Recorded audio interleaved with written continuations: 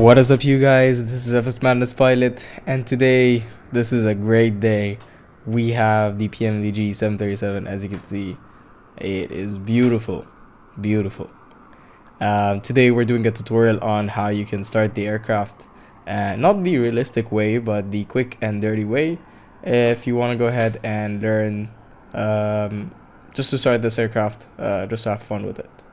You know, this is how we do it here at FSMADDNESSPILOT. We're just all about the fun, even if there are some realistic procedures we need to follow. But basically, I'm just trying to introduce the aircraft to people that have never gotten into any study level aircraft before. And PMDG has done a lovely job here. We are right now at Hotel Echo Charlie Alpha, which is Cairo International Airport. And yeah, pretty funny, we're using the Southwest livery just because the liveries are not still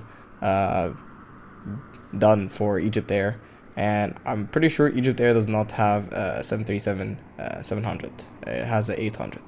So I guess we are ready to go ahead and jump in the cockpit, and I'm gonna go ahead and show you how you can start this aircraft the quick and dirty way. So I guess I'm gonna meet you in the cockpit. See ya. Right, so we are in the cockpit right now, and to go ahead and start the aircraft quickly and, you know, with no error, first thing you want to do is go ahead and turn on the battery, emergency exit lights on. Now once you have both of them on, we can go ahead and turn on our left inner pump. That's just for the APU. We can switch our AC monitor to APU gen, and we can go ahead and turn on the APU to start.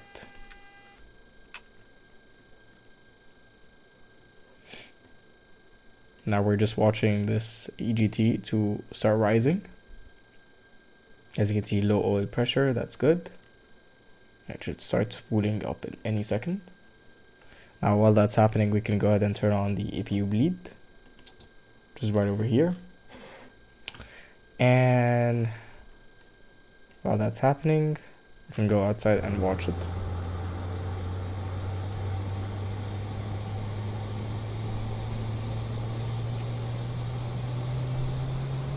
Alright, while that's happening, we can, you know, passengers should be start boarding, so we can turn on our logo light, and yeah. Now once the APU has reached 400 EGT again, it should light up here. Now we do have APU. Now passengers can start boarding. Now I'm gonna have all the pumps on. Now while that's happening, we can go ahead and go to FS actions, go to doors, close door. We don't want people falling off.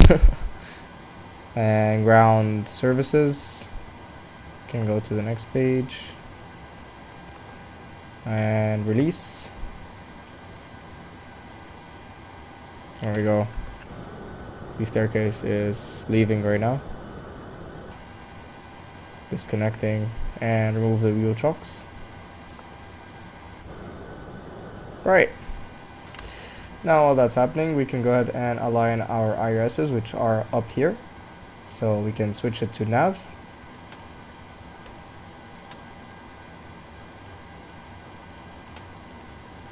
There we go. To the nav position. We can also have our probe heat on.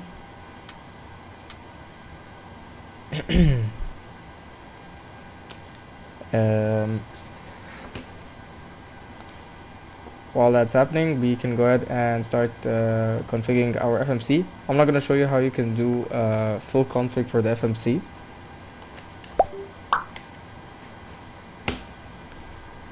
But I'll just show you the basic alignment. So go back to the init ref, and as you can see, you have the message for enter IRS position. So right now we are at HECA, so Hotel Echo Charlie Alpha, and the reference airport. Put it So we click on the right key here and it copies the coordinate and put it back in the set IRS position. As you can see, the aircraft has aligned. We're gonna go ahead and go in details on how you can configure the FMC in another tutorial, but I'm just gonna show you how you can just do a quick one. Hotel Echo Charlie Alpha for origin, then destination I'll just pick Hesh, which is Sharm el-Sheikh. I'm not gonna put any waypoints, but if you want to put waypoints, you go in the next page, and anything in VIA is the airways, and anything into 2 is the SID. So for example, a SID for us here at Egypt is CVO, and there we go, activate. We can go to departure arrival. I can just pick 05 left, for example, go back to departure arrival, and I'll 04 left for landing over there. Route, and we can click on the legs to make it to have an easier display, and click on the discontinuity and fix it. Alright, that was a quick and dirty way of doing the FMC, which is totally not the proper way, and you still have performance information, which most of them are clickable, so you can just like punch in anything basically, and yeah. Anyways, yeah, forget that. I'm just showing you that it's pretty easy, and I'll do it in the next tutorial. Now what we want to do is we can go ahead and start our engines. So after you have released the external GPU and the staircases, and you're ready to push back and you have clearance, we can go ahead and start engine 1, which we do from this top panel.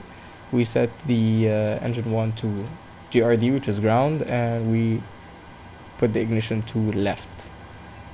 And let's make sure that we have this screen, and this screen comes on from the MFD panel. So if I click on it again, it comes. There we go. And also if you click on system, it will show you the hydraulic information. So once N2 has reached 21, we can put the fuel cutoff on.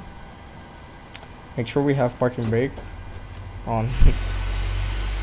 It's a good thing to do. And we're just gonna wait for the engine to stabilize, and we're almost done with like the entire procedure of the aircraft. There we go. It's about to get ready. While that's happening, you want to pressurize your cabin by setting your flight altitude. You should have done this a bit earlier, but anyways, you can. The aircraft will handle itself anyways. So for example, if I'm flying at flight level 250, we're gonna set that, and the airport at Sharm el-Sheikh is 300, and just make sure that the pressurization is at O2. Alright, so engine 1 has stabilized. We can start engine 2, which is the same procedure, ground and ignition to right, as you can see.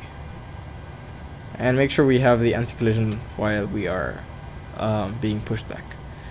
Now while that's happening, we can have our yaw damper to on, hydraulic pump 1 and 2, and we're just waiting for engine 2 to spool up. Now while it's spooling up, we can start the pack for left engine to O2 because it has stabilized, and we can go ahead and fuel cut off 2.